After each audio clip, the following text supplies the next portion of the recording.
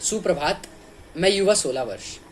अभी कुछ समय पूर्व मैंने एक वीडियो देखी। उसमें मैंने पाया कि एक प्रेग्नेंट लेडी को खटिया पर लेकर जाया जा रहा था क्योंकि उबड़ खाबड़ रास्ता था और एम्बुलेंस वहां तक नहीं पहुंच पा रही थी।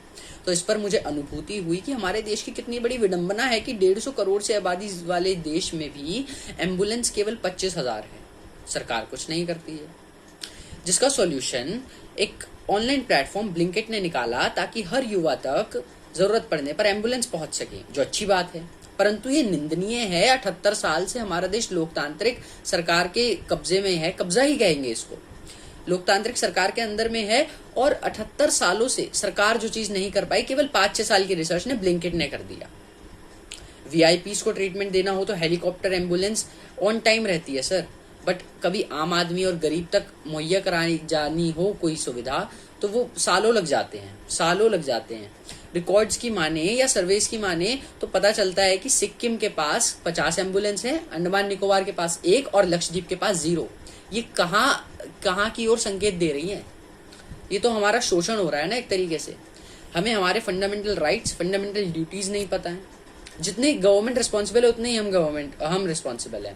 और दूसरी बात, मैं इधर सियासत करने नहीं आया हूँ, देश की विडंबना दिखाने आया हूँ कि यदि यह हमारा विश्व गुरु का पथ है ना, तो इस पथ को त्याग दिया जाए। ऐसे हम विकसित भारत तो कदाचित नहीं बन पाएंगे, बल्कि कायर ही रह जाएंगे।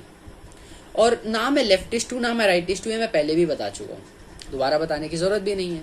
और दूसरी बात, हमने मालदीव्स, बांग्लादेश और श्रीलंका जैसे देशों को समय समय पर ह्यूमैनिटेरियन एड दी, जो अच्छी बात है। अफगानिस्तान को एम्बुलेंस भी दी, पर हमें बदले में क्या मिला? मालदीव्स ने हमारा कट्टर विरोध करा, बांग्लादेश में अराजकता फैली, हिंदुओं के साथ गलत हुआ।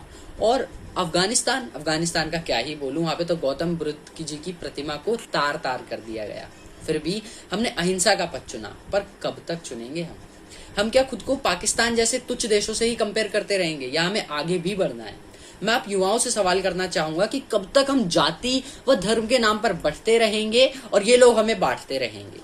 हम चयन करते हैं एमएलए एमपीस का, पर वो आगे चलकर हमारी बात पहुंचाते हैं या नहीं पहुंचाते हैं, ये चीज हमें भी तो देखनी है। या जाति के नाम पर हम किसी को भी चुन लेंगे, किसी का भी चयन कर लेंगे? मैं कुछ प्रश्न चिन्ह खड़े कर अपनी वाणी को विराम देना चाहता हूं और चाहता हूं कि आप इस बारे में विवश करें। इसी के साथ जय हिंद, वंदे मातरम।